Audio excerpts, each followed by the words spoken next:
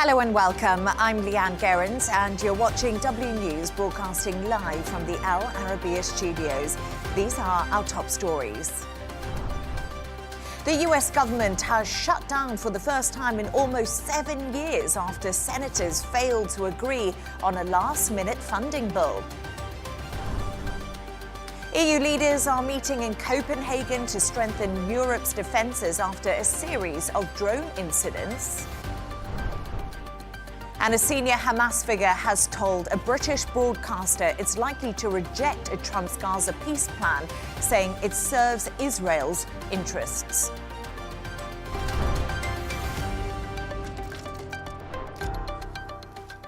Now, the US government has shut down for the first time in almost 7 years after senators failed to agree on a last-minute funding bill over healthcare spending. Democratic leaders Hakeem Jeffries and Chuck Schumer are placing the blame on the president and the Republicans.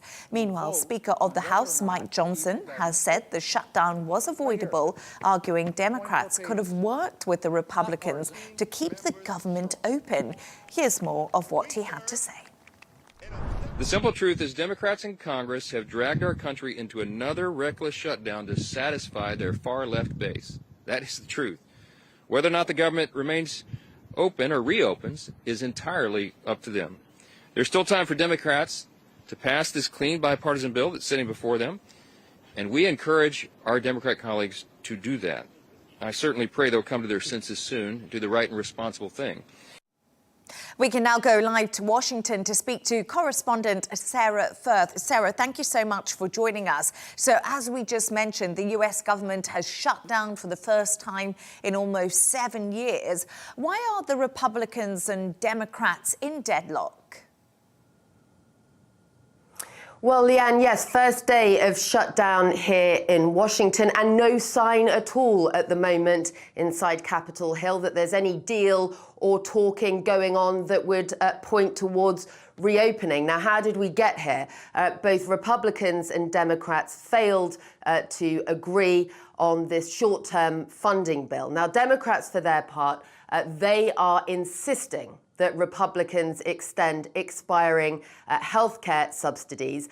But, Leigh-Ann, they're also under pressure from their own base here to stand up to Trump. Now, Republicans, for their part, they feel like they have the upper hand right now. What you've got playing out this morning is a bit of a messaging war, the blame game starting to be played, both Democrats and Republicans holding these big press conferences. This morning you heard the House Speaker there, Mike Johnson. He has essentially said, look, what they're calling this clean bill, this is as good as it is going to get. They're blaming this squarely on the Democrats, calling it the Schumer shutdown. Democrats, for their part in their press conference, really pushed back on that. They said, look, no, Republicans, they control the House, they control the Senate, they control the White House. This is on them to engage with us. And so what you have is a bit of a deadlock. This is, of course, about policy on paper, but also, Leigh-Ann, of course, it's Capitol Hill. It's also about playing politics here. Yes, absolutely. But Sarah, the scale of this is huge and it affects around 750,000 federal workers who will not be paid. What impact will this have on politicians and also real people? I mean, the impact for ordinary Americans here could be pretty painful, depending on how long this drags on for. You're right, nearly 750,000 federal workers today facing either being furloughed or, in the cases of some jobs like the TSA officers, air traffic controllers, they are facing right now going into work today to keep things running without pay. What does that mean in real terms? It means that families across America are facing a situation where they are going to have to pay rent, their childcare, their transport costs, all of that with no income coming in. And that has a real knock-on impact. You speak to Americans about the last time it happened, the impact of that was enormous. The both sides here are going to be betting on the American people feeling the pain and putting the blame on the parties and trying to get people back to the table here. But look, it is a very, very difficult situation facing the American people here. And the question is really, look, who blinks first? Because whilst you've got Republicans and Democrats playing this pretty dangerous game here, and this blame game this morning, it is the ordinary Americans who are paying the price here. And for many Americans that I'm speaking to today and in the lead up to this shutdown, they're saying, look, when it comes to some of the demands from Democrats for the extension of these healthcare subsidies, well, maybe the compromise from the Republicans is going to be less painful in the short term than holding out and the pain that's going to come as a result of that to the ordinary Americans across the country, to the US economy and to the political leaders that are at the center of this being held responsible. Yes, and I think that is a valid point. Like, who is going to blink first? That's the big question at the moment. But Sarah, just explain to us exactly what happens next, how this all unfolds over in the US.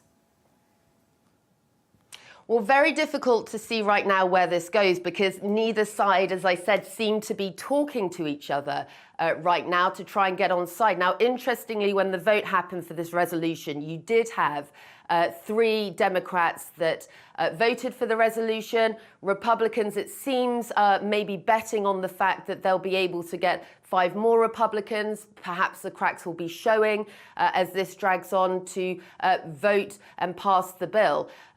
Democrats, though, are standing pretty firm at the moment with their message that they're not willing to compromise when it comes to this issue of healthcare. And there is a sense as well, you've got a November 1st deadline for the expiry of those healthcare benefits. Now, the impact of that, Leigh-Ann, would mean premiums and healthcare costs potentially would skyrocket around the country. And now at that point, what you might well see is the pressure really being put on President Trump and the GOP in the polls with their own party, their own base, who, of course, are the ordinary Americans, part of the ordinary Americans that are about to feel the pain of this.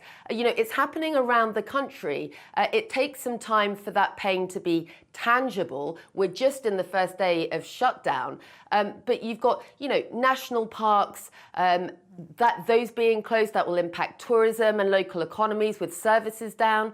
When you look at families that will be looking to tighten their belts, that's going to hit businesses. The pain is really going to be felt all around. And, you know, the longer that you have the lights off in Capitol Hill here in Washington, D.C., the more dim the outlook for economy and ordinary American people here.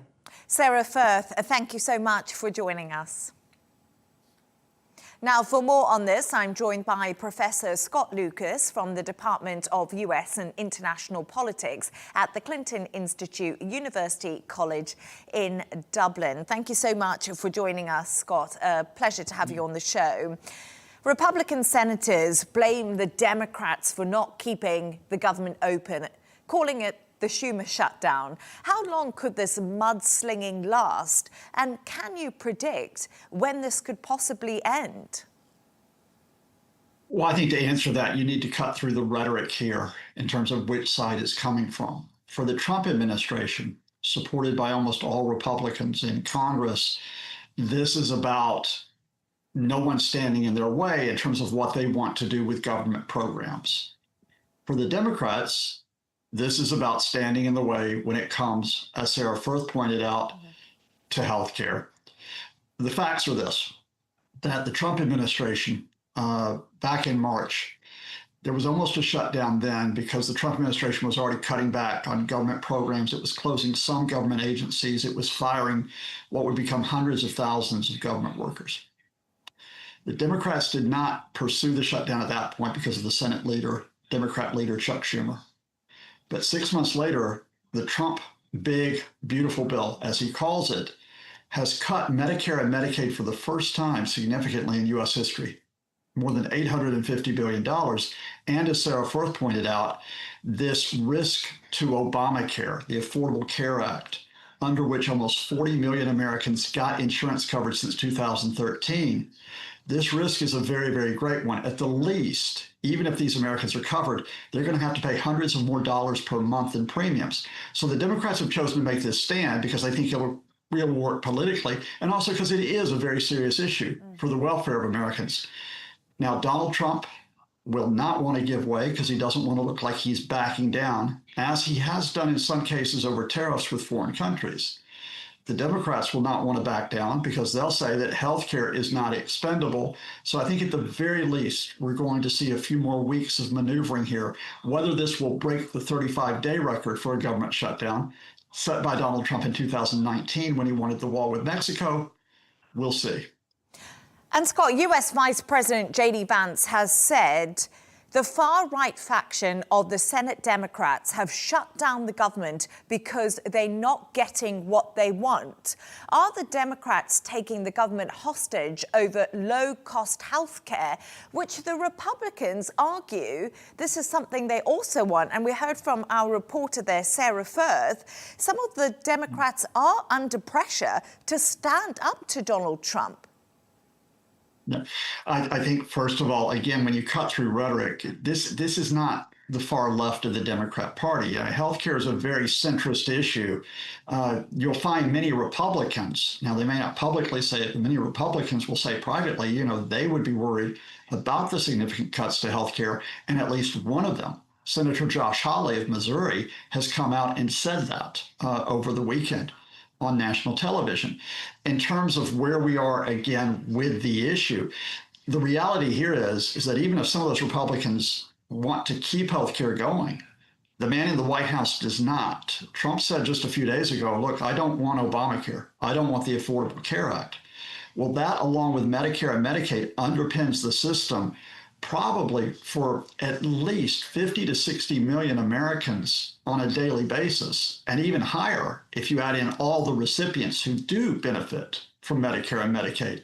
So again, not a far-right issue. It's a question of where is U.S. healthcare? Now, the Democrats have said, look, we're going to make it an issue, and we're not going to give you an extension of funding until you deal with this. A few Democrats, 3 senators, have said, no, we'll take the Republicans at their word that we'll discuss this later on. But I'd be surprised within the next week if more Democrats peel away. Again, sometimes issues are there for political rhetoric. Sometimes issues are there because they are a fundamental issue in terms of how Americans live. This was the reason why we finally got Obamacare after decades of a private healthcare system that left a large portion of the country uninsured. I'm not sure people want to go back to that.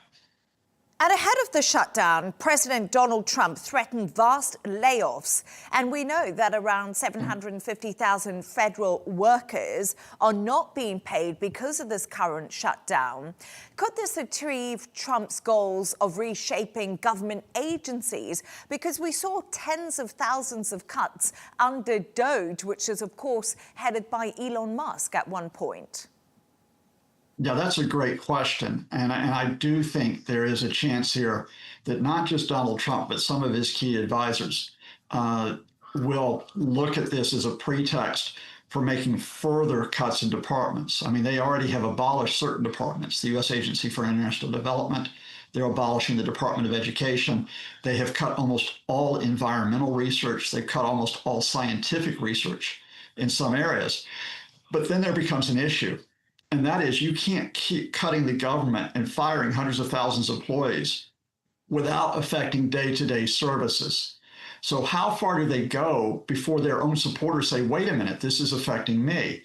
And this is going to be compounded because unlike the previous shutdown, there are additional issues that are coming into play here.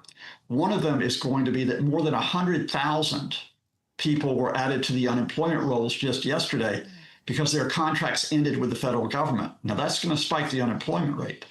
The second is that Trump's tariffs are coming into effect, and those are driving prices up. So what Trump's going to have to do is convince his supporters that everything's okay, even as unemployment is going up, as inflation is going up, and as we have that shutdown.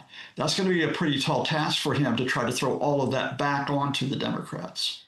So, Scott, what's quite interesting is I'm listening you I'm hearing exactly what you're saying. But when Trump was running for the White House, he promised that he would cut the volume of money that's spent on federal workers. It was vastly bloated. They wanted to do loads of cuts to try and get in line and give the American people more money in their pockets. So that would be the argument that the Republicans have right now. And they're saying that's actually been effective. Do you think that any of these cuts that they're making to try to reduce the bloat has been positive? I think if they had achieved it, you could run on that. But the reality is that in the first few months of 2025, despite Elon Musk and the so-called Department of Government Efficiency, the federal government deficit actually increased. So getting rid of those federal workers did not bring down the deficit, in part because they're still on the payroll till September. But secondly, Trump's so-called big, beautiful bill, because of the massive tax cuts in it, and because of the heavy increase in spending on certain agencies, especially the military, especially the Department of Homeland Security, actually is going to increase the federal government deficit by $4 trillion over the next 10 years. So Trump doesn't have the actual record of cutting the government deficit to stand on, at least in reality. Whether he can spin it, and sort of replace reality with the myth, that's a different question. And Scott, just quick question before I let you go. We are short on time, but do you think Donald Trump will lose some of his voter base through what's happening now with the shutdown happening in the US and possibly an economic effect that will affect the pockets of the everyday American person? I'll just give you one fact to feed into this, and that is today, Donald Trump is at his lowest point in approval polls. This is across an average of all polls since he took office in January. His disapproval rating is now up to about 53.5%. His approval rating is down to just over 43%. That's about a 10% gap, a negative gap right now, and that's occurring before we have all those effects. I think people who support Trump are diehard. They're with him come hell or high water, as we say. There are a lot of people who voted for Trump who are not part of the so-called base. And the question is, do they start to move away from him if the economy starts to suffer ill effects? Yeah, very good point. Professor Scott Lucas, thank you for your insights.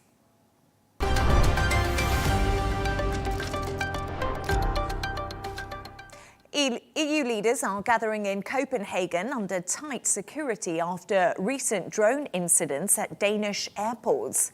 Plans for a drone wall to detect and stop future threats are indeed on the table, backed by 10 member states and supported from international allies. The summit comes amid rising concern over Russia's activities near Europe's eastern borders, with joint EU and Ukrainian efforts underway to boost drone defences.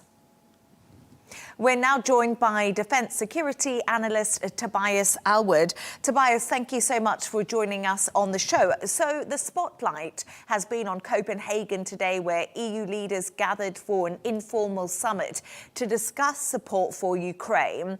What's the main focus of today's meeting? What are they hoping to achieve exactly? Well, good evening. I think there's almost a sense of panic, although they won't admit it, within NATO circles. There's been an understanding that Russia is a growing threat, that we've got to deal with a very changing world. And when NATO members gathered in The Hague not long ago, there was a commitment to increase defense spending, but by 2035, that's a decade away to get up to that 5%. And then suddenly it's not Ukraine we're talking about, but it's actually Eastern Europe, where Russia is probing and even attacking or certainly infiltrating airspace. What is NATO supposed to do about it?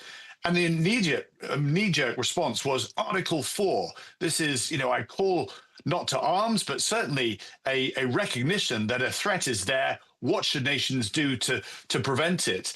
And realizing that actually when it comes to it, there isn't any basic capability to deal with simplistic drone attacks, something that Ukraine is actually enduring all the time. So curiously, NATO countries are now turning to Ukraine for advice on how best to develop what they're calling a drone wall. That'll be the big conversation that will be taking place in Copenhagen. Interestingly, that they are hosting it, because something happened there, which also happened in the UK, is that we've had drones, individual simple drones, actually flying over airspace, including American and British airspace here in the UK, showing that actually we're being tested in a technological way that simply NATO hasn't been geared to withstand up to now. That's why NATO is now scratching its head saying, what should we do about this? Yeah, and it's really interesting that you say panic, because this meeting does come at a real fraught moment for Europe, as you did mention, after several Russian-linked incursions into NATO airspace and drone sightings near Danish airports, and you said also in the UK. But Tobias, this drone wall, is it a realistic answer, considering the cost and the time involved, and the fact that it's shown weaknesses in NATO and European airspaces? Well, it's absolutely 100% needed, because what we're seeing is that, yes, there is a layered capability to deal with some form of grand Russian attack, but this involves an awful lot of aircraft. Indeed, when some of those aircraft went into Polish and Finnish airspace, we actually had typhoons mobilized from the United Kingdom that were then sent out as part of the NATO response. Now, you can't have aircraft which costs tens of thousands of pounds every time you put them up in the air, with a delay of getting there, half an hour to an hour, to respond to drone attacks of this nature. There needs to be something far better than this. Israel perhaps might be a better example of looking to see what sort of improved defense that we can actually have. Then, of course, there's the difficult questions about what rules of engagement are you allowed to participate in? So these are all the sort of things that will be discussed at Copenhagen. It's a wake-up call to NATO in recognizing that, yes, we've been supporting Ukraine, but actually the character of conflict has changed so much since NATO itself has actually conducted any exercises, or recognizing that this ability for Russia, that is now well-versed itself because of its war with Ukraine, is actually moved ahead in its ability to attack, probe, or indeed simply irritate NATO, that we're left in this position where a disproportionate response is then what we've now just seen. Yeah, absolutely. Tobias, I remember Donald Trump saying NATO should possibly shoot down these Russian drones. Do you think that's something that they'll be discussing and possibly agreeing with as things get worse in the future? Yes, you heard Radoslaw Sikorski, the foreign minister from Poland. He was very blunt, and I think other nations should have followed suit in that. We've been too risk-averse. We really have for the last couple of years in our support for Ukraine, indeed standing up to Russia, spooked by the rhetoric that Putin comes out with. And we need to be far more robust. If an aircraft does switch off its transponder, refuses to answer radio signals, there are ways that you can actually interfere. Take an F-35, far superior from an ISTAR capability than a MiG-31. You could certainly jam the MiG-31s, and that would scare them, send them back into Russian territory. And if they don't respond to that, again, there's other ways that you could use guns and so on like that, that could ensure that the aircraft was brought down. The pilot could then eject rather than blowing them out of the skies. But ultimately, us reacting, complaining in diplomatic corridors, then calling for an Article 4 meeting of NATO, this is exactly what Russia wanted, was for us to be absolutely bamboozled by this, unsure of what to do. So Russia's watching very, very carefully to see what our reactions are. But ultimately, I go back to the operations. We simply don't have the drone capability within the rank and file of NATO membership to deal with this. And that, I hope, will be on top of the agenda in Copenhagen. Yes. In short, Tobias, NATO need to get their act together. But let's talk a little bit about frozen Russian assets. They're also on the agenda for this gathering. Do you think that the different EU leaders could overcome their differences and actually agree to use these frozen assets to support Ukraine? We always see this sort of battle between all the different members on this topic. Yes, and Russia has done well to keep Europe divided, and Europe remains divided with the United States. I've just come back from the Warsaw Security Forum, where there was talk, there was almost cautious optimism that finally the penny had dropped with President Trump in recognizing that you can't do a deal with Russia, that a ceasefire won't be concocted with the Kremlin, and Putin should never have been brought out from the cold. But still, there's a wavering of the United States, unclear whether it really wants to stand up to this president. Now we're seeing Putin push forward into the NATO territory as well. If America and Europe are not on the same page, then Russia will continue to exploit differences. And Tobias, why is there so much noise around Tomahawk missiles? And would this be a game changer for Ukraine? I've heard a lot of noise about these missiles in the last few days. Yes, it's a forensic missile, very powerful, but also very, very expensive and so accurate as well. Long range, goes more than sort of 600 miles. Very easily, it could cripple some of the logistical supply chains that Russia provides deep into Russia. That's the game-changing. But it goes back to the hesitance. If you think about it, we're now discussing Tomahawks. We had the same discussions, about over-the-shoulder anti-tank weapons, then tanks themselves, then F-16s. There's been a public debate as to whether we should or shouldn't slide these weapon systems across to Ukraine, all the time giving more space to Russia to advance its own warfare. And again, we're repeating this. Give Ukraine what it requires. Push Russia out of Ukraine. That's the only way we're going to win that war. And if we don't, it's Europe that will suffer, because Russia has an existential challenge against the West and is increasingly backed by China. That's the bigger picture here. And they're watching very carefully how hesitant we've been to respond to this latest war in Europe. And just one quick thought before you go, Tobias. Princess Anne has visited Kyiv today. How significant is this in light of the fact it's believed King Charles changed Donald Trump's mind and position on Ukraine? Yeah, I'm very proud of the royal family and the work that they do. And Princess Anne is one of the most hardest working members of the royal family. And I think you're right to give credit to the king, who boldly, I think, and took a bit of a risk, but declared at that state banquet to say thank you to the United States that you're standing with Britain and other nations in supporting Ukraine. Who is able to actually influence the United States president? There's not many people that has his ear. One of them, I believe, is the king. And for him to then say it's in all of our interest to stand up to Russia and to support Ukraine. And I think that is where the penny is dropping, and long may that continue. Tobias Alwood, always good to have you on the show. Thank you so much for your time.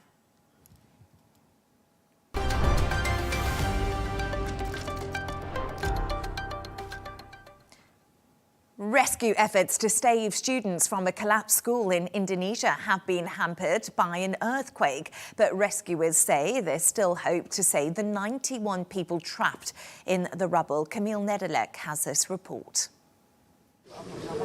Dozens of children are still trapped inside this collapsed school in Indonesia. A name and an injury on a message board. That's how parents find out if their child is still alive. And no name means no answers.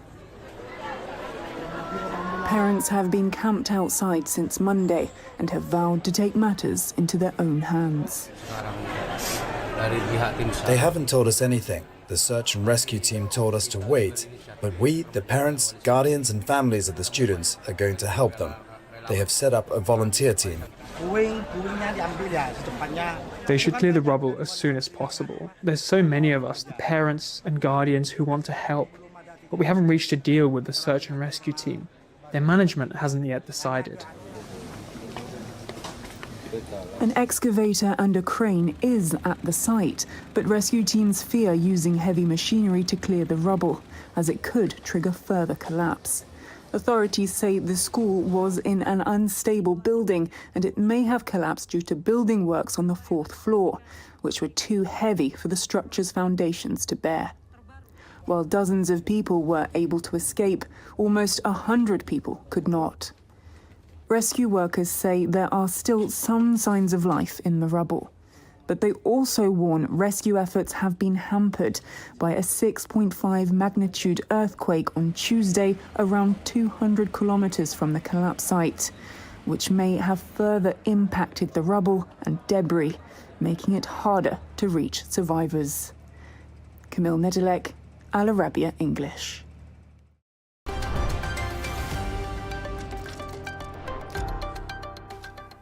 Now, the activist Greta Thunberg's aid flotilla that was on its way to Gaza has reportedly been aggressively circled by an Israeli warship. That's according to the global Samud flotilla, which also called the actions reckless. Meanwhile, a senior Hamas figure has told a British broadcaster it's likely to reject Trump's Gaza peace plan, saying it serves Israel's interests. For more on this, I'm joined by former UK Ambassador to the UN, Sir Jeremy Greenstock. Sir, good evening to you. Thank you for joining us. So, it's really ticking down on Trump's Gaza deal. Do we know if there's actually a deadline time Gaza has to respond by? Well, President Trump has asked for Hamas to respond, he said, I think, in 3 to 4 days. I think that's very unlikely that we'll get a full positive response from Hamas in that time frame, because there are too many details of the plan that need to be known, perhaps on either side, for a clear path to peace to proceed. So I suspect that the deadline will be variable, but clearly the pressure at the moment, since Israel has indicated it will probably accept this plan, will be on the Hamas side. Sources close to Hamas say the 20-point proposal is a Netanyahu plan articulated by Trump. Is it looking likely that Hamas will reject this deal because there's not enough in there for the Palestinians? Yes, I think that's a clear possibility. There isn't enough in there for the Palestinians to know that there will be a solid route to political rights for the Palestinians, perhaps a state for the Palestinians, a separate and independent authority for the Palestinians. None of that is clearly sketched out as far as we know. I think that Hamas will be very reluctant to give up its weaponry, to give up its position, basically to surrender completely, unless there is a clearer assurance of a route to a Palestinian state and an end to the occupation of both Gaza and the West Bank. So from the details we have so far, Leigh-Ann, I think the route to peace is still quite shadowy, quite a long one to expect any progress in. And Sir Jeremy, I was just thinking about what this actually does for the people inside of Gaza, because at least 46 people have died in Gaza today as Israel steps up its offensive in Gaza City. Defense Minister Israel Katz says anyone who remains in Gaza City will be considered terrorists and terror supporters. Israel is putting huge pressure on Hamas at the moment. But what does it mean for the people who are living there? Well, as we've seen from so many stories every day, it means horror and famine and catastrophe. And Israel has not been clear, I would say, about its own intentions, because there are members of the Israeli cabinet who've said that they want to take over the whole of Gaza and indeed the whole of the West Bank. Prime Minister Netanyahu has not denied that. There is no prospect that I can see of a relief effort being quickly moved into Palestine as a result of this peace plan. There are all sorts of details that are lacking that mean a tremendous amount for the people, the civilians on the Palestinian side, who've had such a horrific time over the last 2 years. Let's remember also, Leigh-Ann, that the Hamas militant leadership that began this operation on the 7th of October with a horrific attack on Israel has brought this on themselves to a certain extent. They have not shown their own people that there is a route to peace by violence, by attacking Israel. So there's room on the Palestinian side for more explanation as well. But you're asking about the peace plan, and I, at the moment, do not think that it will be sufficient to end the conflict in the next few days. And Hamas are being pressured by Qatar, Turkey and Egypt. Will these external players be leaning on Hamas, saying this is your best chance of getting out of the situation in some way? Can they pressure Hamas to possibly change its mind and disarm? Well, where will Hamas go as a result of this plan? What will be their future? Will their security, having agreed to this peace plan, be assured? Can they trust Israel to pursue every aspect of the deal as President Trump seems to want it? I think the Muslim countries who are supporting this deal and are trying to put pressure on Hamas to agree it will be asked by Hamas to provide further negotiation time, to provide security for them, and move, this whole operation into something that carries much more detail for the Palestinian side, as your questions indicate, than we've had so far. So their pressure on Hamas will not be enough on its own to bring them over the line, in my view. And today, German federal prosecutors say 3 suspected members of Hamas have been arrested in Berlin on suspicion of plotting attacks on Jewish institutions. How big a threat are Hamas to Europe? Well, I think that they are overall a small threat, but a lethal one if they plan this sort of attack. I think this is, if it's ordained by the Hamas leadership, is an unintelligent approach at this moment to drawing attention to themselves. They need to establish a reputation for trustworthiness in a political negotiation. I suspect that these are side movements of Hamas, that they're not part of the leadership. They've not been organized by the leadership either in Doha or in Gaza. So this is a diversion, but a very unwise one at this particular moment. And the Gaza aid flotilla, with a number of high-profile people on board, including Greta Thunberg and 500 others, say they've been aggressively circled by an Israeli warship. Are you surprised by this? I'm not surprised by it because the Israelis have done this before, but it was never likely to succeed. I think it was probably only going to turn out to be a gesture. No foreign independent aid efforts have been allowed in by the Israelis, so this is their form on this issue. But look at the results on the ground. Look at the suffering of the Palestinian people as a result of the curtailment of humanitarian efforts.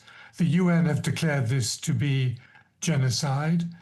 The UN agencies trying to move food in have heavily criticized the restrictions put on them. The UN Works and Relief Agencies, UNRWA, that is the main relief agency in Palestine, has been severely curtailed in its operations. This is heaping huge criticism on Israel's head, that they are counting, as it were, Palestinian civilians as part of the problem they have in Gaza. And women and children are dying as often as Hamas operationals. So this is a rotten picture to be looking at this moment. And the flotilla just exemplifies the difficulties we all have in getting aid into the Palestinian territories when they need it most. Sir Jeremy Greenstock, thank you so much for joining me and for your insights and analysis.